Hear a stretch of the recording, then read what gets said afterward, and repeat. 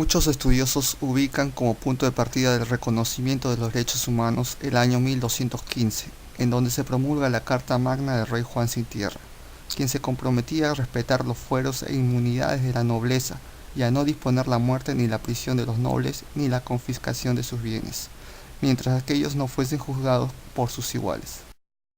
La Declaración de Derechos de Inglaterra fue un documento británico aprobado por el Parlamento inglés en 1689, que declaraba los derechos y libertades de las personas y establecía la sucesión de los reyes.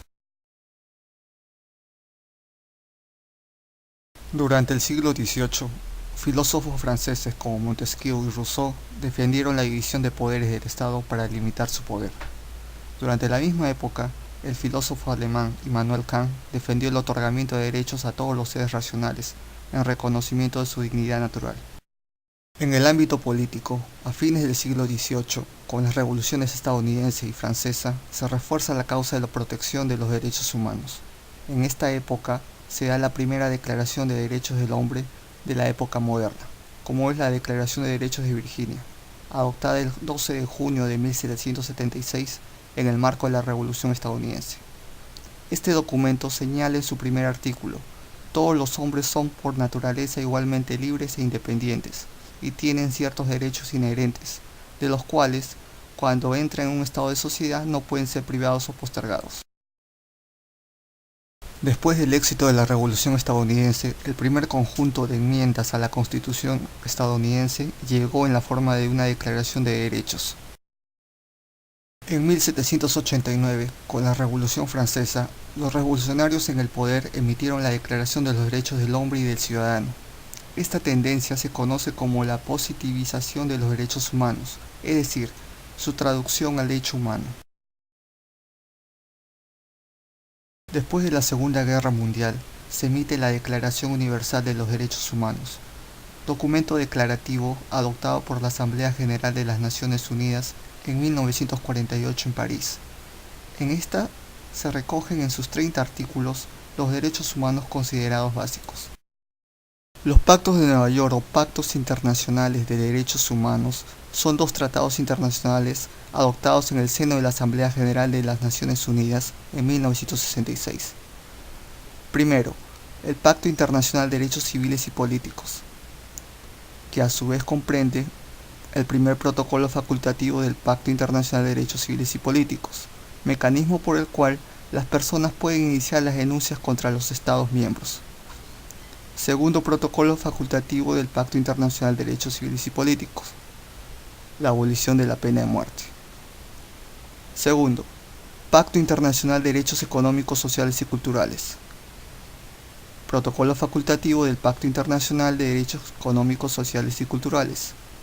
Es un acuerdo de cara al pacto que permite a las partes a reconocer la competencia del Comité de Derechos Económicos, Sociales y Culturales para examinar las denuncias de particulares. Es preciso señalar que la unión de esta declaración y los pactos internacionales de derechos humanos y sus protocolos comprende lo que se ha denominado la Carta Internacional de Derechos Humanos, mientras que la declaración constituye generalmente un documento orientativo. Los pactos son tratados internacionales que obligan a los estados firmantes a cumplirlos. El Sistema Internacional de Protección de los Derechos Humanos es un conjunto de normas sustantivas y procesales, así como de organismos con alcance internacional, pertenecientes a la Organización de las Naciones Unidas, cuyo fin es la promoción y la protección de los derechos humanos universales. A su vez, este sistema consta de dos componentes, un mecanismo convencional y un mecanismo extraconvencional. El primero es un mecanismo basado en los tratados de derechos humanos. Son instrumentos adoptados por el derecho internacional para darle una base jurídica a la protección de los derechos humanos. Son firmados y ratificados voluntariamente por los estados en ejercicio pleno de su soberanía. Cada uno de estos tratados internacionales prevé la creación de un comité que se encarga de la supervisión y monitoreo de la implementación de las obligaciones adquiridas por el Estado. Y por último tenemos el mecanismo extraconvencional o mecanismos basados en la Carta de la ONU. La división de los derechos humanos en 3 generaciones fue concebida por primera vez en 1979. Cada uno se asocia a uno de los grandes valores proclamados en la Revolución Francesa: libertad, igualdad y fraternidad. Primero, derecho de primera generación o derechos civiles y políticos. Se les llama así porque fueron los primeros en ser reconocidos por el Estado. Imponen al Estado respetar siempre los derechos fundamentales del ser humano, como la vida, la libertad, la igualdad y la seguridad. Segundo, derechos de segunda generación o derechos sociales, económicos y culturales. Se refiere a las condiciones de vida material, incluyendo los derechos al trabajo, a la salud, la educación, la seguridad social. Tercero, derecho de tercera generación o derecho de los pueblos o de solidaridad. Se encuentra integrada por los llamados derechos de los pueblos e incluye el derecho al desarrollo, la paz y medio ambiente.